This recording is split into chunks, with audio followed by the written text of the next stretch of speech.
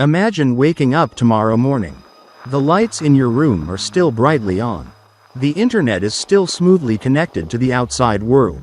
And water is still flowing normally from the shower. But when you step into the garage and turn the key to start your usual motorbike or car, nothing happens. The engine won't start. You think it must just be out of gas temporarily. Maybe the gas station near your house is under repair or something. You try opening your ride-hailing app, but no drivers are accepting any rides. You step out onto the street and find it eerily empty. Not a single vehicle is moving. The gas stations have their metal gates shut with signs reading, "Out of fuel." When you turn on the TV, emergency broadcasts are playing on every channel. The entire world has suddenly run out of oil. It's not a technical glitch. Not a temporary price crisis, it's real depletion. Gas stations are closed. Transportation is completely paralyzed. Supermarkets are starting to empty out. And panic is spreading across social media at lightning speed. And this is only the first day of a catastrophe that none of us could have ever imagined. Do you know what most people's first reaction is when they hear this news? They say, "No big deal. We'll just switch to electric vehicles." There are plenty of renewable energy sources these days: solar, wind, solar panels everywhere. But my friends, that is the biggest and most dangerous misconception humanity is making right now. Oil is not just gasoline, diesel, or jet fuel. It is the foundation for nearly everything you touch in your daily life right now. The t-shirt you're wearing, the bottle of mineral water you drink every morning, the lenses in your glasses that help you see your screen clearly, the painkiller you swallow when you have a headache, even the keyboard on your computer or the phone you're using to listen to this, everything carries the deep imprint of petroleum. Before we dive deeper into the potential disaster, we need to clearly understand what oil really is and how it was formed in Earth's history. Let's turn back the clock about 100 to 500 million years ago, to a time when the oceans and vast swamps on our planet were teeming with plankton, seaweed, ancient plants, and countless tiny organisms. When they died, they sank to the ocean floor and were gradually buried under layers of mud, sand, and sediment over millions of years, under the enormous pressure from the weight of the Earth above and the intense heat from the Earth's core. These organic materials underwent a complex chemical transformation, eventually turning into a thick, black liquid we call crude oil. This is a non-renewable resource on human timescales, because its formation requires very specific geological conditions and an incredibly long time, far longer than humans can wait. We are extracting in just a few hundred years what took hundreds of millions of years to create. Starting from the Industrial Revolution, imagine a vast timeline.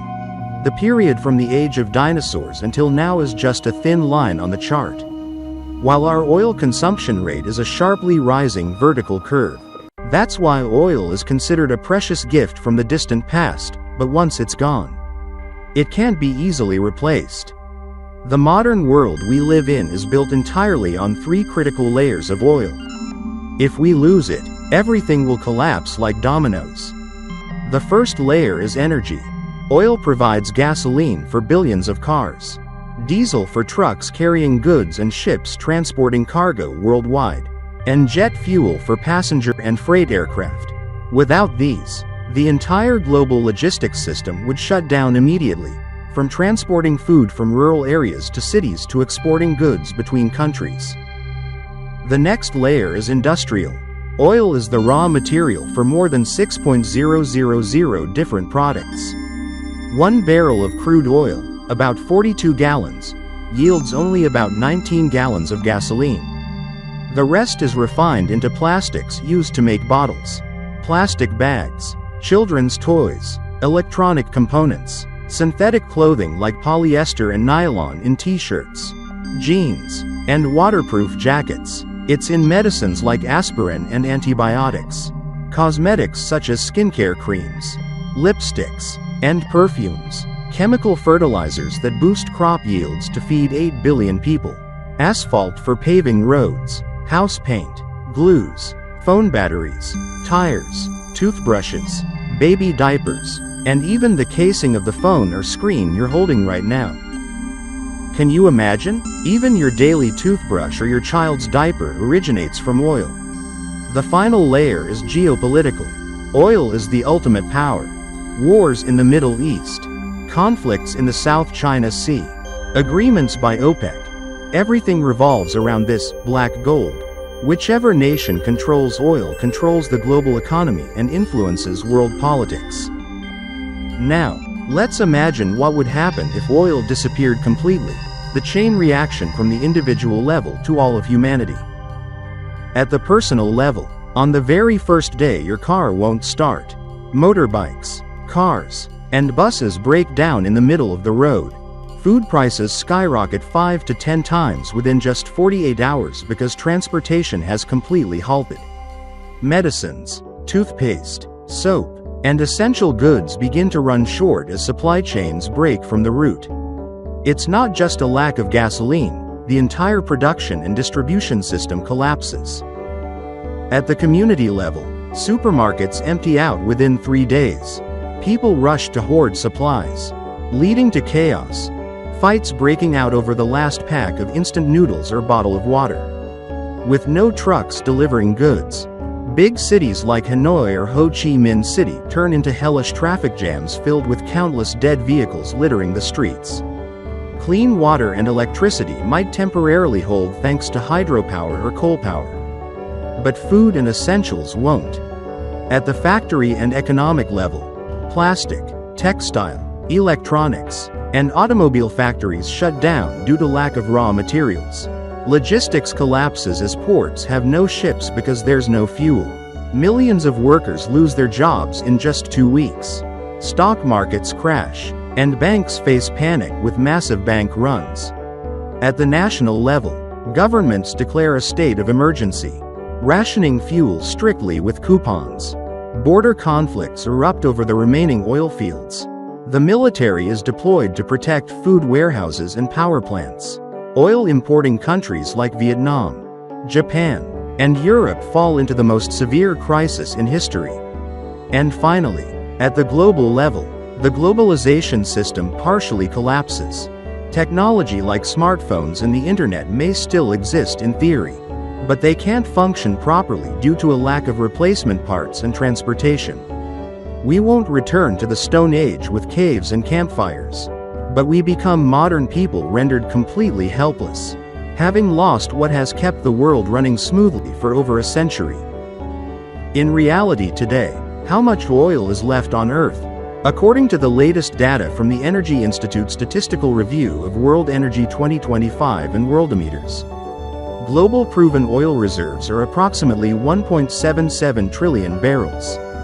At current consumption rates of about 105 million barrels per day, roughly 38 billion barrels per year, we only have about 47 years left if we maintain the same extraction and consumption rates with no new discoveries. However, it's not going to end suddenly overnight.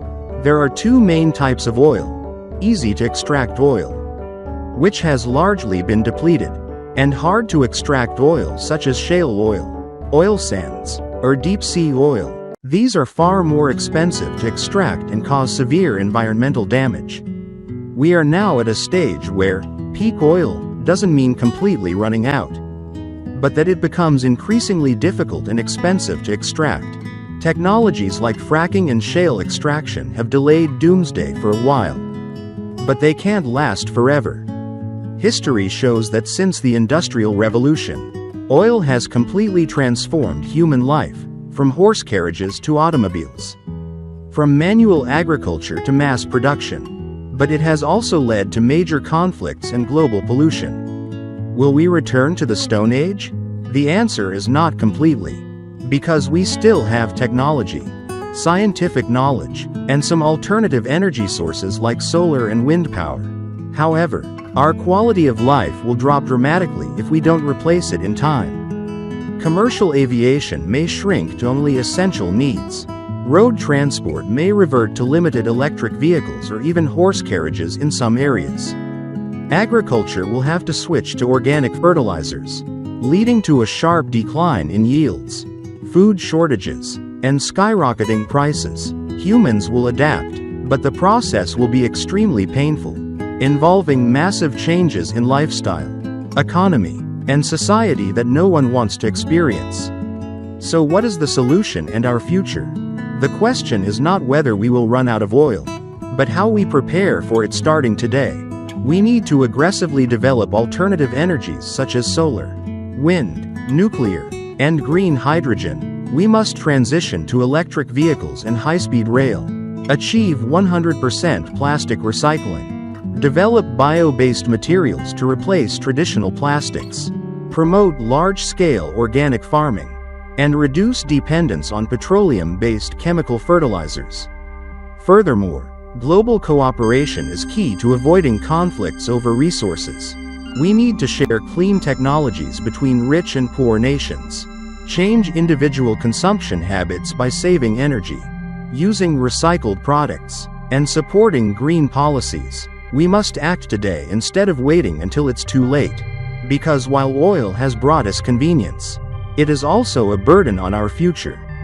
Tomorrow morning when you wake up, the world hasn't run out of oil yet. Your car still starts smoothly, the internet still runs perfectly, and life continues as normal. But one day, perhaps in the next 30 to 50 years, things will no longer be the same. The question is not whether we will run out of oil, but when that happens, will we be ready? Think about this. Start making changes from the smallest habits in your daily life today. Because the human civilization we are building might not collapse because oil suddenly runs out, but because we failed to prepare in time for that day. The future is in our hands, and only thorough preparation will help humanity overcome this great challenge without paying the price of total collapse. What do you think about this? Will human civilization truly collapse when oil runs out? Or will we manage to adapt to a more sustainable future in time? Have you prepared anything yet for a life less dependent on oil? Drop your thoughts in the comments below. If you found this video helpful, don't forget to like it, share it with your friends, and especially subscribe to the Knowlix channel right now and turn on notifications so you don't miss future videos.